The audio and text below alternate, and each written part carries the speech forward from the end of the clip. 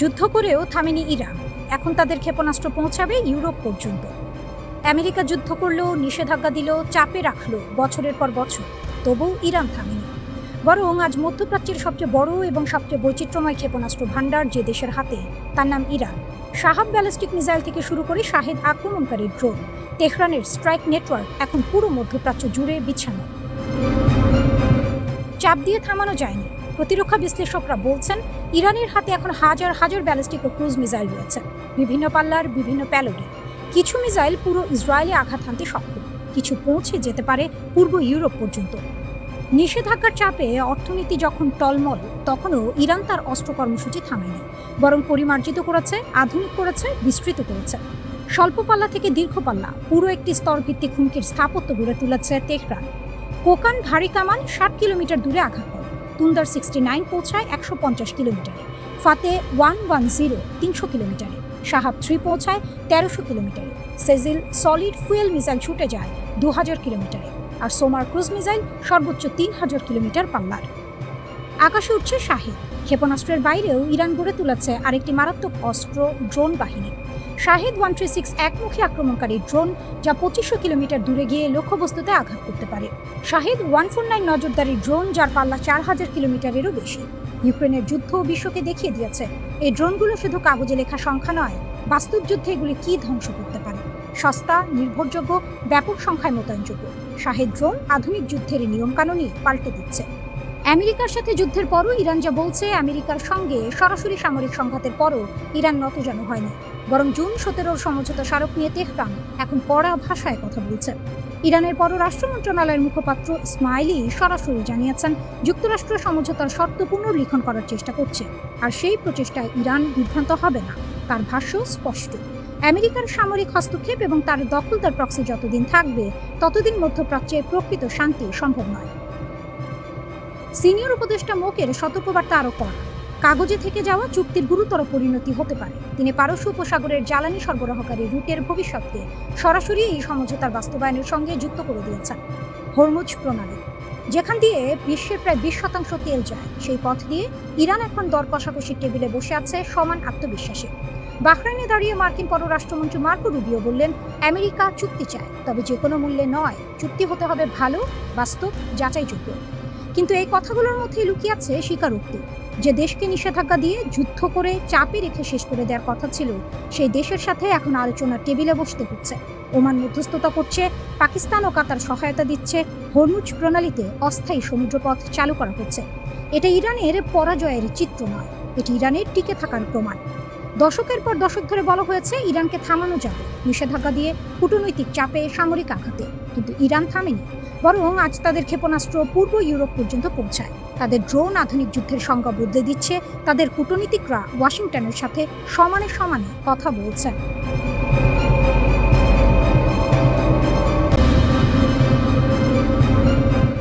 দুই ঘন্টা। ট্রাম্প নিজেই বললেন, ইরানের পারমাণবিক অস্ত্র থাকলে ইসরায়েল 2 ঘন্টাও টিকত না। এই একটি বাক্য বদলে দিয়েছে সব হিসেব। মার্কিন প্রেসিডেন্ট নিজের মুখে স্বীকার করলেন ইরান কতটা শক্তিশালী, আর সেই স্বীকারোক্তির পরদিনই জানা গেল যুক্তরাষ্ট্র তেহরানের সঙ্গে চুক্তি করতে বসেছে। প্রশ্ন একটাই, কে জিতল? 40 দিনের যুদ্ধ, শূন্য সাফল্য। পরিকল্পনা ছিল পরিষ্কার, ইরানের পারমাণবিক স্থাপনা ধ্বংস করো, ইউরেনিয়াম মজুদ শেষ করো, হুমকি চিরতরে মিটিয়ে দাও। 40 দিন চেষ্টা করেছে যুক্তরাষ্ট্র ও ইসরায়েল একসঙ্গে পূর্ণ শক্তিতে, ফল শূন্য। লক্ষ্য পূরণ হয়নি, উল্টো ইরানের সামরিক বাহিনী মধ্যপ্রাচ্যে যুক্তরাষ্ট্রের অন্তত 21টি সামরিক ঘাঁটি ধ্বংস করেছে। 21টি, এটা পরাজয় নয়, এটা বার্তা। ইউরেনিয়াম, 10টি বোমার কাঁচামাল। IAEA বলছে ইরানের কাছে এখন যে পরিমাণ সমৃদ্ধ ইউরেনিয়াম আছে, তা দিয়ে অন্তত 10টি পারমাণবিক অস্ত্র তৈরি সম্ভব।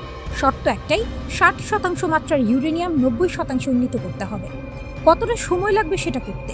বিশ্লেষকরা বলছেন বেশি নয়। নেতানিয়াহু বলেছিলেন, ইরান পারমাণবিক অস্ত্র বানাতে সফল হলে ইসরায়েলের অস্তিত্ব বিপন্ন, তাই লড়াই চালিয়ে যাওয়ার ঘোষণা দিয়েছিলেন। ইউরেনিয়াম ধ্বংস না হওয়া পর্যন্ত যুদ্ধ থামবে না, কিন্তু থামতে হলো। ট্রাম্পের মুখ, হঠাৎ সব বদলে গেল। ট্রাম্প বললেন ইরানের সঙ্গে সমঝোতা হবে। 19 জুন জেনেভায় চূড়ান্ত চুক্তি, এবং সঙ্গে যোগ করলেন নেতানিয়াহু একজন কঠিন মানুষ, ইরানের সঙ্গে চুক্তির জন্য ইসরায়েলের কৃতজ্ঞ থাকা উচিত, কারণ ইরানের পারমাণবিক অস্ত্র থাকলে ইসরায়েল 2 ঘন্টাও টিকত না। মার্কিন প্রেসিডেন্টের মুখে এই কথা। ইসরায়েলের জন্য এটা সমর্থন নয়, এটা সতর্কবার্তা। ট্রাম্প ইসরায়েলকে রক্ষা করছেন না, ট্রাম্প আমেরিকার স্বার্থ রক্ষা করছেন। চুক্তিতে কি থাকছে কি থাকছে না, ট্রাম্প জানিয়েছেন নতুন চুক্তি নিশ্চিত করবে ইরান কেবল বেসামরিক কাজে ইউরেনিয়াম সমৃদ্ধ করতে পারবে, সামরিক খাতে নয়। শুনতে বড় মনে হচ্ছে, কিন্তু ফাঁকটা কোথায়? ক্ষেপণাস্ত্র কর্মসূচি। ইরানের মিসাইল তৈরি বন্ধের কোনো শর্ত এই চুক্তিতে নেই বলেই সংবাদ মাধ্যমগুলো জানাচ্ছে। হরমুজ প্রণালীর নিয়ন্ত্রণ নিয়েও আলোচনা হচ্ছে, কিন্তু ক্ষেপণাস্ত্র সেটা বাদ। ইসরায়েল এটা জানে, তাই প্রতিরক্ষামন্ত্রী ইসরায়েল কাটস বললেন, ইরান যাতে ভবিষ্যতে পারমাণবিক অস্ত্র না বানাতে পারে সেজন্য আমরা স্বাধীনভাবে পদক্ষেপ নিতে পারি। অর্থাৎ ইসরায়েল আমেরিকার চুক্তির বাইরে নিজের পথে হাঁটবে, একা। কিন্তু একা পারবে? ইরানের হাতে কি আছে? শুধু ইউরেনিয়াম নয়, ইরানের হাতে আছে হাজার হাজার ব্যালিস্টিক মিসাইল, ড্রোন বহর, প্রক্সি নেটওয়ার্ক, হিজবুল্লাহ, হুতি, ইরাকি মিলিশিয়া এবং হরমুজ ও বাব আল মান্দাব 2 প্রণালীর উপর কৌশলগত নিয়ন্ত্রণ। 40 দিনের যুদ্ধে ইরান ভাঙেনি, বরং পাল্টা আঘাত করেছে, মার্কিন ঘাঁটি ধ্বংস করেছে এবং আলোচনা টেবিলে এসেছে নিজের শক্তি। এটাই ইরানের শক্তি। জেনেভার পর কি? 19 জুন চুক্তি হলে মধ্যপ্রাচ্যে সাময়িক স্থিরতা আসতে পারে, কিন্তু মূল প্রশ্ন থেকে যাচ্ছে। ইরানের ক্ষেপণাস্ত্র থাকছে, ইউরেনিয়াম মজুদ থাকছে, প্রক্সি নেটওয়ার্ক থাকছে, শুধু একটা কাগজে সই হবে। ট্রাম্প চুক্তি ব্যর্থ হলে আবার হামলার হুমকি দিয়েছেন, কিন্তু 40 দিনে যা পারেননি, পরে কিভাবে পারবে? ইরান সেই হিসাবও জানে। 2 ঘন্টা। ট্রাম্পের মুখ থেকে বেরিয়ে আসা এই দুটো শব্দ আসলে পুরো একটা যুদ্ধের সারাংশ। ইসরায়েল লড়েছে, আমেরিকা লড়েছে, 40 দিন আগুন জ্বলেছে, শেষে টেবিলে বসতে হলো ইরানের শর্তে।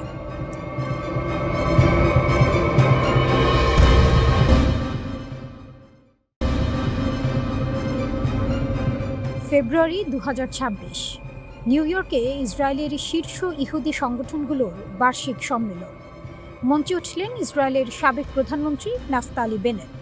বক্তৃতা দিতে দিতে হঠাৎ বললেন 4টি শব্দ, তুর্কি is the new Iran.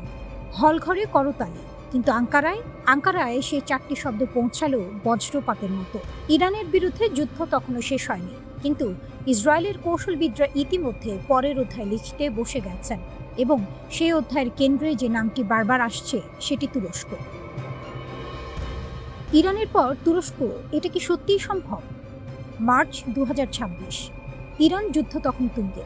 Wall Street জার্নালে আমেরিকান সাংবাদিক ব্র্যাডলি মার্টিন লিখলেন একটি নিবন্ধ শিরোনাম, তুরস্ককে ঠেকানো এখন জরুরি। তিনি যুক্তরাষ্ট্র ও ইসরায়েলকে সরাসরি আহ্বান জানালেন তুরস্ককে ঘিরে ধরতে। একই সময়ে আমেরিকান এন্টারপ্রাইজ ইনস্টিটিউটের সিনিয়র ফেলো এবং সাবেক পেন্টাগন কর্মকর্তা মাইকেল রুবিন সরাসরি তুর্কি ভাষায় টুইট করলেন, 2036 সালে আঙ্কারা কি 2026 সালের তেহরানের মতো হবে? তারপর একটা নিবন্ধ লিখলেন, F-16 ধ্বংস করো, ইসরায়েল তুরস্কে প্রি-এম্পটিভ স্ট্রাইক চালাতে পারে। এটা আর একজন বিশ্লেষকের মতামত নয়, একটার পর একটা কণ্ঠ, একটার পর একটা প্রতিষ্ঠান, সবাই একই দিকে আঙুল তুলছে। তুরস্ক কেন হঠাৎ এত বড় হুমকি? ভূ রাজনৈতিক বিশ্লেষক মাহমুদ আল্লুস এই প্রশ্নের উত্তরে 3টি কারণ চিহ্নিত করেছেন। 2011 সালের পর মধ্যপ্রাচ্যে ক্ষমতার পুনর্বিন্যাস হয়েছে। সেই শূন্যতায় তুরস্ক যে গতিতে আঞ্চলিক প্রভাব বিস্তার করছে, সিরিয়া, লিবিয়া, সোমালিয়া, কাতার, সেটা ইসরায়েলকে সরাসরি কৌশলগত চ্যালেঞ্জে ফেলছে। পূর্ব ভূমধ্যসাগর, এই জলপথ এখন দুটো প্রতিযোগী স্বপ্নের যুদ্ধ দেশ। তুরস্ক মনে করে ইসরায়েল গ্রিস ও দক্ষিণ সাইপ্রাসকে সাথে নিয়ে তুর্কি প্রভাব ঠেকানোর জোট বানাচ্ছে। এই জলসীমায় গ্যাস, বাণিজ্য পথ এবং সামরিক অবস্থান সবই বাজিতে। সিরিয়া, যেখানে 2 প্রতিদ্বন্দ্বী মুখোমুখি। মাহমুদ আল্লুস বলছেন, তুরস্ক ও ইসরায়েলের আসল লড়াই এখন সিরিয়ার মাটিতে। তুরস্কের কাছে সিরিয়া শুধু একটি প্রতিবেশী দেশ নয়, এটি ঐতিহাসিক, সাংস্কৃতিক, ধর্মীয় এবং ভৌগোলিক সংযোগের এক জটিল জাল। সিরিয়ার ভবিষ্যৎ রচনায় আঙ্কারার প্রভাব স্বাভাবিকভাবেই গভীর। ইসরায়েলের লক্ষ্য সীমিত, শুধু নিরাপত্তা। হিজবুল্লাহ দুর্বল থাকুক, ইরানের করিডোর বন্ধ থাকুক, সীমান্ত শান্ত থাকুক, কিন্তু সিরিয়ায় তুর্কি সৌদি সহযোগিতা বাড়ছে। নতুন বাণিজ্য পথ তৈরি হচ্ছে তুরস্ক থেকে সিরিয়া ও জর্ডান হয়ে উপসাগরীয় দেশগুলো পর্যন্ত। এরদোয়ানের তুরস্ক কিন্তু শুধু বক্তৃতা দিচ্ছে না, গত 2 দশকে তুরস্ক তার প্রতিরক্ষা শিল্পকে আমূল বদলে দিয়েছে। একসময় তুরস্ক পুরোপুরি আমেরিকান অস্ত্রের ওপর নির্ভরশীল ছিল। 1974 সালে সাইপ্রাস সংকটের পর আমেরিকা অস্ত্র নিষেধাজ্ঞা দিল। সেটাই টার্নিং পয়েন্ট। তুরস্ক সিদ্ধান্ত নিল আর কারো মুখাপেক্ষী থাকবে না। অ্যাসেলসান, রকেটসান গড়ে উঠল। দেশীয় ড্রোন, ক্ষেপণাস্ত্র, যুদ্ধজাহাজ তৈরি শুরু হলো। 2025 সালে তুরস্কের প্রতিরক্ষা রপ্তানি পৌঁছেছে প্রায় $10 বিলিয়ন।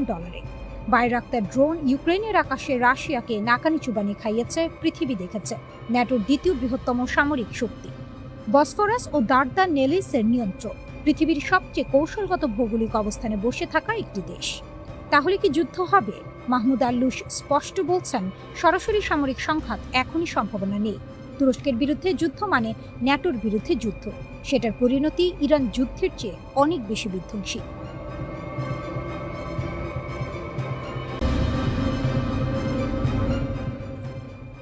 আমেরিকা হামলা করল, ইসরায়েল হামলা করল, গোটা পশ্চিমা দুনিয়া ঝাঁপিয়ে পড়ল। তবুও ইরান দাঁড়িয়ে আছে। শুধু দাঁড়িয়ে নেই, মাথা উঁচু করে দাঁড়িয়ে আছে। এই সংঘাতে দুই পক্ষের লক্ষ্য ছিল সম্পূর্ণ আলাদা। যুক্তরাষ্ট্রের জন্য এটা ছিল প্রভাব বিস্তারের খেলা, মধ্যপ্রাচ্যে নিজেদের আধিপত্য টিকিয়ে রাখার লড়াই, এই সাম্রাজ্যের ক্ষমতা প্রদর্শন। আর ইরানের জন্য এটা ছিল টিকে থাকার যুদ্ধ, মর্যাদা নিয়ে বেঁচে থাকার সংগ্রাম, নিজেদের অস্তিত্ব রক্ষার মহাপরীক্ষা। দুটো আলাদা লক্ষ্য, দুটো আলাদা ফলাফল।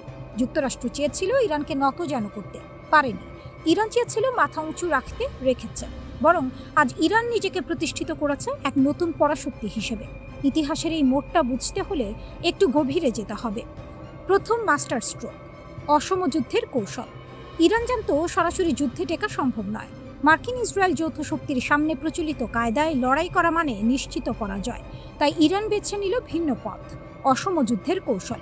এই কৌশলের মূল মন্ত্র একটাই, প্রতিপক্ষকে হঠাৎ ধ্বংস করতে হবে না, ধীরে ধীরে দুর্বল করে দিলেই চলে। ফোঁটা ফোঁটা জলে পাথর কাটে। ইরান ঠিক সেই কাজটাই করল। প্রতিটি হামলায় বড় ক্ষতি নয়, কিন্তু প্রতিটি হামলায় একটু একটু করে শত্রুর শক্তি ক্ষয়, একটু একটু করে মনোবল ভাঙা, একটু একটু করে বার্তা পাঠানো, ইরানকে শেষ করা যাবে না। এই কৌশলে ইরান বেশ ভালোভাবেই সফল হয়েছে। দ্বিতীয় মাস্টার স্ট্রোক, মোজাইক প্রতিরক্ষা। ইরানের আরেকটি অসাধারণ কৌশলের নাম মোজাইক প্রতিরক্ষা ব্যবস্থা। সাধারণত একটি দেশের প্রতিরক্ষা কাঠামো কেন্দ্রীয়ভাবে নিয়ন্ত্রিত হয়। মাথায় আঘাত করলে পুরো শরীর অসাড় হয়ে যায়, এটাই শত্রুর কৌশল।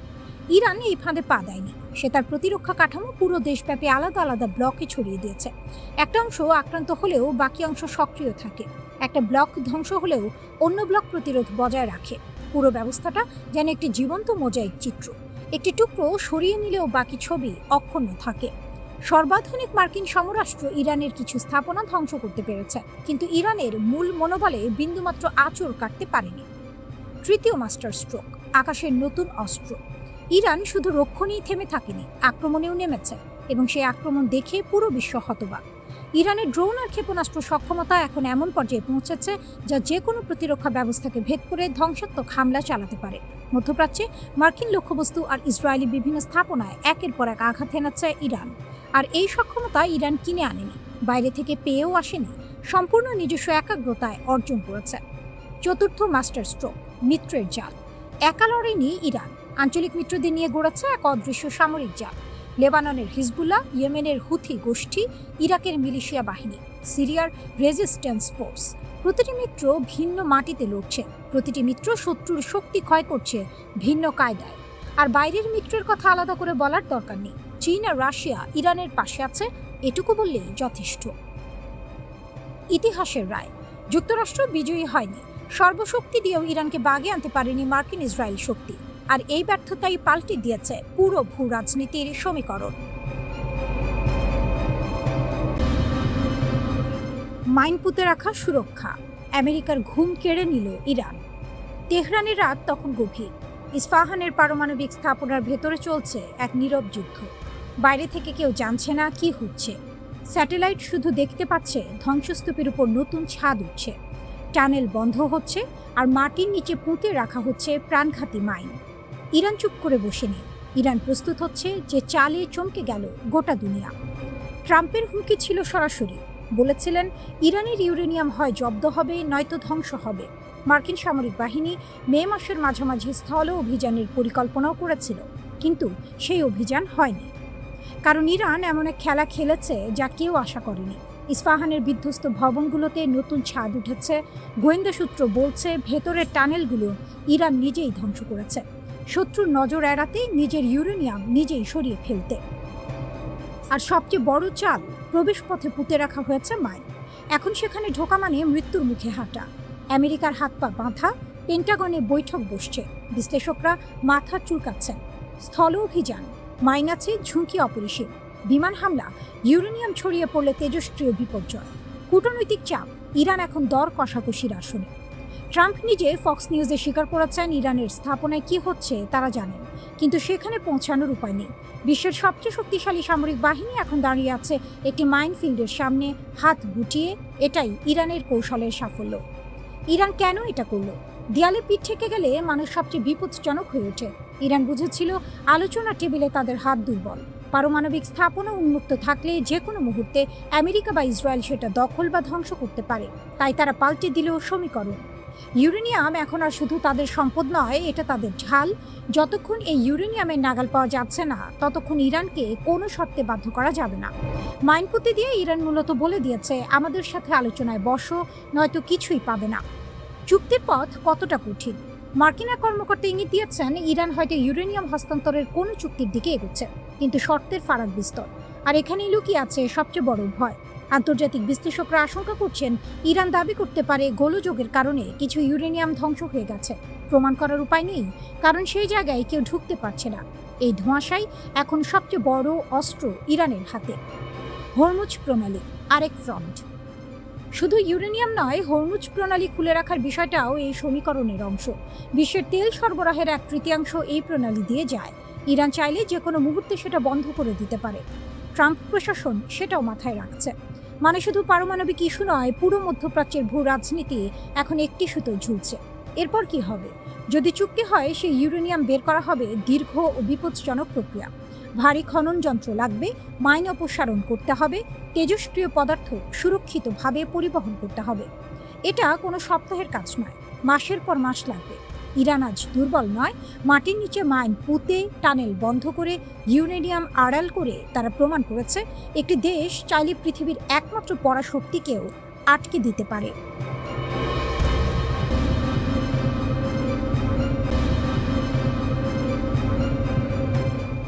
লিতানি নদীতে পড়ল ইসরায়েলি অহংকার। হিজবুল্লাহ ডাবল ট্যাপ ড্রোন হামলায় কাঁপছে তেল আবিব। দক্ষিণ লেবাননের লিতানি নদী এখন আর কোনো সাধারণ জলধারা নয়, ইসরায়েলি ডিফেন্স ফোর্সের জন্য এক মৃত্যু ফাঁদ। হিজবুল্লাহর একের পর এক নিখুঁত ও প্রাণঘাতী হামলায় চূর্ণ বিচূর্ণ তেল আবিবের দম্ভ। মাঠ পর্যায়ে লড়ছে হিজবুল্লাহ, কিন্তু এই রণকৌশলের আসল মাস্টারমাইন্ড কে? আসল নায়ক কিন্তু পর্দার আড়ালে থাকা পারস্যের সিংহ ইরান। তেহরানের দেওয়া অত্যাধুনিক ড্রোন আর নিখুঁত যুদ্ধ কৌশলের সামনে লেবাননের মাটিতে কচু কাটা হচ্ছে নেতানিয়াহুর এলিট ফোর্সের সেনারা। রুটিন মুভমেন্ট ভেবে এগিয়ে যাচ্ছিল ইসরায়েলি কমান্ড টিম দক্ষিণ লেবাননের লিতানি নদীর কাছাকাছি এলাকা। ঘড়িতে তখন বিকেল ঠিক 5টা। 36তম ডিভিশনের ডেপুটি কমান্ডার স্বয়ং লিড করছিলেন এই ফরওয়ার্ড টিমকে। সাথে ছিল এক ঝাঁক উচ্চপদস্থ সেনা কর্মকর্তা। কিন্তু তারা জানতো না হিজবুল্লাহর যোদ্ধার আগে থেকেই পেতে রেখেছে এক ভয়ঙ্কর মরণ ফাঁদ। হঠাৎ এক বিকট বিস্ফোরণ, কেঁপে উঠল পুরো উপত্যকা। ঘটনাস্থলে খতম ইসরায়েলি 36তম ডিভিশন হেডকোয়ার্টারের combat soldier master sergeant Alexander Filen. বয়স মাত্র 29, বাড়ি হাইফায়। শুধু একজন নিহত হওয়ায় শেষ নয়, বিস্ফোরণের তীব্রতায় গুরুতর জখম হলেন 36তম ডিভিশনের ডেপুটি কমান্ডার কর্নেল পদমর্যাদার এক শীর্ষ কর্মকর্তা। আহত হলেন 556তম ট্রান্সপোর্ট রেজিমেন্টের ব্যাটালিয়ন কমান্ডার লেফটেন্যান্ট কর্নেল পদমর্যাদার আরেক অফিসার। এক আঘাতেই ধূলিসাৎ আইডিএফ এর পুরো কমান্ড চেইন। এই ধাক্কা সামলানোর আগেই আইডিএফ এর জন্য নেমে এলো আরও এক দুঃস্বপ্ন। কফর তেপনিট গ্রামের কাছে তখন সকাল 6টা। একটি ইসরায়েলি ট্যাঙ্ক পজিশনকে লক্ষ্য করে ধেয়ে এলো হিজবুল্লাহর একটি এফপিভি কামিকাজে ড্রোন। নিখুঁত নিশানা, বিকট বিস্ফোরণ। স্প্লিন্টারের আঘাতের সাথে সাথে ঝাঁঝরা হয়ে গেল 4 ইসরায়েলি সেনা। এরপর শুরু হলো হিজবুল্লাহর ডাবল ট্যাপ রণকৌশল। আহত সেনাদের উদ্ধার করতে যখনই একটি ইসরায়েলি ইভাকুয়েশন যান বা অ্যাম্বুলেন্স সেখানে এসে পৌঁছালো, আকাশ থেকে বাজ পাখির মতো ছেঁকে ধরল হিজবুল্লাহর দ্বিতীয় ড্রোনটি। উদ্ধারকারী গাড়ির উপর সরাসরি আছড়ে পড়ল সেটি। আহতদের বাঁচাতে এসে নিজেই ধ্বংসস্তূপে পরিণত হলো আইডিএফ এর গাড়ি। মারাত্মকভাবে আহত হলেন আরও এক সেনা। রক্তাক্ত 5 সেনাকে হেলিকপ্টারে করে উড়িয়ে নিয়ে যাওয়া হলো ইসরায়েলের হাসপাতালে। একেই বলে রণক্ষেত্রের চূড়ান্ত অপমান। এত কিছুর পরও ইসরায়েল ভাবছে আলোচনা টেবিলে হিজবুল্লাহকে নিরস্ত্র করা যাবে। হিজবুল্লাহ নেতৃত্ব স্পষ্ট জানিয়ে দিয়েছে, কোনো শর্তহীন আত্মসমর্পণ নয়। আলোচনার একমাত্র ছাদ হলো পারস্পরিক নিরাপত্তা। নিরস্ত্রীকরণের কোনো প্রস্তাব লেবাননের মাটিতে টিকবে না। ইসরায়েলের জন্য কোনো সেফ জোন বা পরীক্ষামূলক এলাকা রাখা হবে না। কোনো লাল, সবুজ বা হলুদ রেখা মানা হবে না। আমেরিকার ছায়াতলে বসে যে অসম্মানজনক চুক্তি তেল আবিব চাপাতে চায়, তা বুড়ো আঙুল দেখিয়ে প্রত্যাখ্যান করেছে প্রতিরোধ যোদ্ধারা। আর এই অদম্য সাহসের মূল জ্বালানি আসছে তেহরান থেকে। ইরান শুধু বন্ধু নয়, ইরান এই যুদ্ধের আসল রূপকার। পশ্চিমাদের শত নিষেধাজ্ঞা আর মার্কিন রণতরীর হুমকিকে তুড়ি মেরে উড়িয়ে ইরান তার সর্বোচ্চ প্রযুক্তি পৌঁছে দিয়েছে লেবাননের ফ্রন্ট লাইনে। বেইজিং আর মস্কোর সাথে ভূ রাজনৈতিক ভারসাম্য রক্ষা করে ইরান আজ মধ্যপ্রাচ্যের একক চালিকা শক্তি।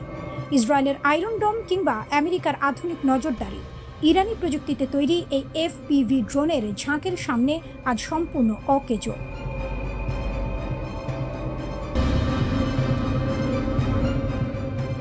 ট্রিগারে আঙুল, ইরানের সেই অস্ত্র যা এখনো দেখায়নি তেহরান। যুদ্ধ থেমে গেছে, কিন্তু বন্দুকের নল এখনো ঠান্ডা হয়নি। মধ্যপ্রাচ্যের আকাশে এখন যে নীরবতা, সেটা শান্তির নীরবতা নয়, এটা পরবর্তী ঝড়ের আগের স্তব্ধতা। ইরান আর ইসরায়েলের মধ্যে সাময়িক যুদ্ধবিরতি চলছে বটে, কিন্তু তেহরানের সামরিক বাহিনী তাদের অস্ত্রের ট্রিগারে আঙুল রেখেই অপেক্ষা করছে। এবং সেই অপেক্ষায় তারা দুর্বল নয়, বরং এমন কিছু শক্তি জমিয়ে রেখেছে যা এখন পর্যন্ত কেউ দেখেনি। প্রশ্ন হলো, সেই শক্তি ঠিক কতটা ভয়াবহ? সাম্প্রতিক যুদ্ধে ইরান একটি বার্তা পাঠিয়ে দিয়েছে, নিখুঁতভাবে মিসাইলের ডগায়। ইহুদিবাদী ইসরায়েলের দিকে ধেয়ে যাওয়া শক্তিশালী ব্যালিস্টিক মিসাইল আর আত্মঘাতী ড্রোনের ঝাঁক দেখিয়ে দিয়েছে যে ইরানের সামরিক বাহিনী শুধু হুমকি দেয় না, হামলাও করে, সেটাও মধ্যপ্রাচ্যের বাইরে পর্যন্ত। ভারত মহাসাগরে ব্রিটিশ আমেরিকান সামরিক ঘাঁটিতে নির্ভুল ক্ষেপণাস্ত্র হামলা চালিয়ে তেহরান প্রমাণ করেছে দূরত্ব এখন আর কোনো ঢাল নয়। ইরান চাইলে হাজার হাজার কিলোমিটার দূরে গিয়েও প্রতিপক্ষের বুকে আঘাত করতে পারে। কিন্তু এটা যদি হয় শুধু তাদের দেখানো শক্তি, তাহলে না দেখানো শক্তিটা কেমন? ইরানের সশস্ত্র বাহিনীর ব্রিগেডিয়ার জেনারেল আহমদ রেজা পুরোদস্তান সম্প্রতি এমন একটি কথা বলেছেন যা গোটা মধ্যপ্রাচ্যের কান খাড়া করে দিয়েছে। তার ভাষায়, আমরা আমাদের সামরিক সক্ষমতার উল্লেখযোগ্য অংশ এখন পর্যন্ত যুদ্ধের ময়দানে ব্যবহার করিনি। এই একটি বাক্যই যথেষ্ট। একটি দেশ যদি এতটুকু শক্তি দেখে ইসরায়েলকে কোণঠাসা করে ফেলে আর তারপর বলে এটা তার পূর্ণ শক্তিও না, তাহলে বিষয়টা শুধু কৌশলগত বিবৃতি নয়, এটি একটি সতর্কবার্তা। ইরানের রাষ্ট্রীয় সম্প্রচার মাধ্যম প্রেস টিভিও নিশ্চিত করেছে, মধ্যপ্রাচ্যের সীমানার বাইরেও নির্ভুলভাবে হামলা চালানোর সক্ষমতা আছে তেহরানের। এমন অস্ত্র আছে যার কথা এখনো প্রকাশ্যে আসেনি। ICBM সেই ভয়ের নাম। ইসরায়েলের প্রধানমন্ত্রী বেনিয়ামিন নেতানিয়াহু বারবার দাবি করে আসছেন, ইরান আন্তঃমহাদেশীয় ব্যালিস্টিক মিসাইল বা ICBM তৈরির পথে অনেক দূর এগিয়ে গেছে। ICBM হলো সেই ক্ষেপণাস্ত্র যা একটি মহাদেশ থেকে আরেক মহাদেশে আঘাত করতে পারে, যেটা বহন করতে পারে পারমাণবিক ওয়ারহেডও। তেহরান সরকারিভাবে এই দাবি স্বীকার বা অস্বীকার কোনোটাই করেনি, কিন্তু এই নীরবতাটাই আসলে সবচেয়ে বড় উত্তর। কারণ যে দেশ নিজের শক্তি প্রকাশ করতে ভালোবাসে না, সেই দেশ সাধারণত হয় দুর্বল অথবা অনেক বেশি শক্তিশালী। এবং ইরানের সাম্প্রতিক কর্মকাণ্ড দেখে দ্বিতীয়টি ভাবার সম্ভাবনাই বেশি। কারণ যে দেশ নিজের শক্তি প্রকাশ করতে ভালোবাসে না, সে দেশ সাধারণত হয় দুর্বল অথবা অনেক বেশি শক্তিশালী। এবং ইরানের সাম্প্রতিক কর্মকাণ্ড দেখে দ্বিতীয়টির সম্ভাবনাই বেশি। পারমাণবিক কার্যক্রম যেখানে মাথা নত নেই। যুক্তরাষ্ট্র হরমুজ প্রণালীতে সামরিক চাপ দিয়েছে, ইরানের গুরুত্বপূর্ণ সামরিক স্থাপনায় বোমা হামলা চালিয়েছে। উদ্দেশ্য একটাই, ইরানের পারমাণবিক কার্যক্রম থামানো, কিন্তু থামেনি। তেহরানের পক্ষ থেকে পরিষ্কার বার্তা এসেছে, কোনো চাপের কাছেই মাথা নত করবে না ইরান। পারমাণবিক কার্যক্রম চলবে, ক্ষেপণাস্ত্র কর্মসূচি চলবে, আর যুক্তরাষ্ট্রের অযৌক্তিক দাবি মানার প্রশ্নই আসে না। এটা শুধু কথার যুদ্ধ নয়, ইরান প্রতিটি চাপের জবাব দিয়েছে পাল্টা শক্তি প্রদর্শন করে। আমেরিকা ভেবেছিল বোমায় ভেঙে পড়বে ইরানি মনোবল, কিন্তু শত্রুপক্ষকে অবাক করে দিয়ে তেহরান প্রমাণ করেছে চাপে মানুষ ভাঙে, ইরান শক্ত হয়। পরের যুদ্ধে কি হবে? জেনারেল পুরোদস্তান আরও বলেছেন, যুদ্ধবিরতির আগে ইরানের সব ক্ষেপণাস্ত্র প্রস্তুত ছিল, ট্রিগারে আঙুল ছিল। শুধু যুক্তরাষ্ট্রের চাপে ইসরায়েল পিছু হটেছিল বলেই সেদিন সর্বাত্মক হামলা হয়নি। কিন্তু ইহুদিবাদীরা যদি আবার আগ্রাসন দেখায়, তখন কোনো দেরি নেই।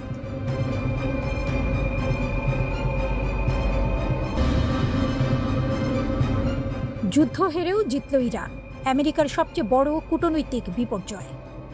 3 মাস, হাজারো বোমা, বিপুল অস্ত্র ভাণ্ডার, তবু আমেরিকা টেবিলে ফিরে এলো। ইরানের সঙ্গে সমঝোতায় বসতে বাধ্য হলেন ডোনাল্ড ট্রাম্প। যে ইরানকে গুড়িয়ে দেওয়ার স্বপ্ন দেখেছিল ওয়াশিংটন, সেই ইরানই আজ টিকে আছে। শুধু টিকে নয়, মাথা উঁচু করে দাঁড়িয়ে। এটাই সবচেয়ে বড় গল্প। কেউ ভাবেনি ইরান পারবে। 28 ফেব্রুয়ারি যুদ্ধ শুরু হলো। ওয়াশিংটন ও তেল আবিবের হিসাব ছিল পরিষ্কার। দ্রুত সামরিক অভিযান, ইরানের ক্ষমতা কাঠামো ভেঙে পড়বে, শাসন ব্যবস্থায় আসবে বড় পরিবর্তন। যুদ্ধ শেষ হবে দ্রুত, কিন্তু ইরান সেই হিসাব উল্টে দিল। আঘাত এলো, পাল্টা আঘাত গেল। আরব প্রতিবেশী মার্কিন ঘাঁটি ইসরায়েল, ইরান কাউকে ছাড়েনি। হরমুজ প্রণালী বন্ধের হুমকি দিল, বিশ্ব অর্থনীতি কেঁপে উঠল। আমেরিকার প্রতিরক্ষা কর্মকর্তারা বারবার দাবি করলেন ইরানের সামরিক সক্ষমতা ধ্বংস হয়ে গেছে। পরে সেই দাবি অতিরঞ্জিত বলেই প্রমাণিত হলো। ইরান ভাঙেনি, খামেনি গেলেন, ব্যবস্থা গেল না। সবচেয়ে বড় দাবা চাল ছিল এটি। সর্বোচ্চ নেতা আয়াতুল্লাহ আলী খামেনি নিহত হলেন, তার ঘনিষ্ঠ সহযোগীরাও। ওয়াশিংটন ভেবেছিল এরপর ইরানের ক্ষমতা কাঠামো টলে যাবে, বিশৃঙ্খলা নামবে, শাসন ভেঙে পড়বে।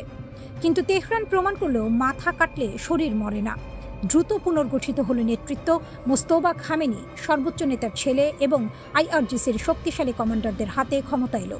বিবিসির বিশ্লেষণ বলছে, নতুন নেতৃত্ব আদর্শগতভাবে আগের মতোই দৃঢ়, ঝুঁকি নেয় আরও আগ্রাসী। শিরোচ্ছেদ করলেও ইরান ঘুরে দাঁড়ালো। হরমুজ, বিশ্বের গলা চেপে ধরার অস্ত্র। এই একটি চাল দিয়ে ইরান পুরো বিশ্বকে জিম্মি করে রাখল। হরমুজ প্রণালী, পৃথিবীর প্রায় 20% তেল ও প্রাকৃতিক গ্যাস এই পথে যায়। পেট্রোকেমিক্যাল, সার, প্রযুক্তিপণ্য সবকিছু।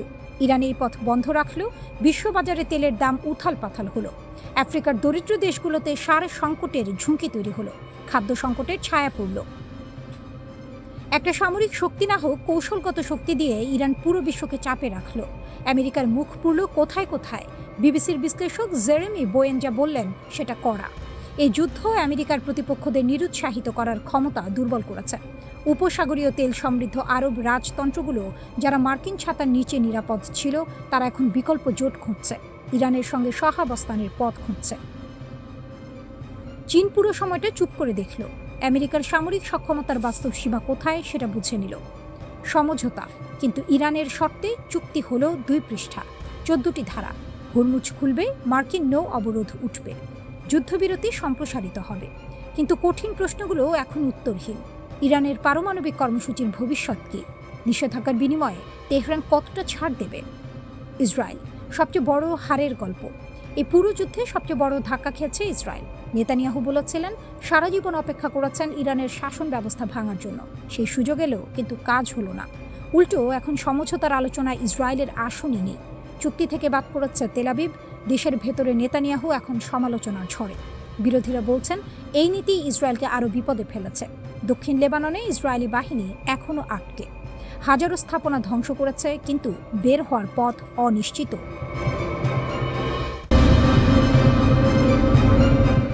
ইরান অস্ত্র নামায়নি কেন? সীমান্তে ভারী অস্ত্র, সেনাবাহিনীর রণসজ্জা আর তেহরানের গলায় একটাই বার্তা, আমরা প্রস্তুত। যুদ্ধ থেমেছে কাগজে কলমে, কিন্তু ইরানের ট্যাঙ্ক থামেনি, মিসাইল ব্যাটারি সরেনি। সীমান্তে নিরাপত্তা বাড়ছে, কমছে না। কেন?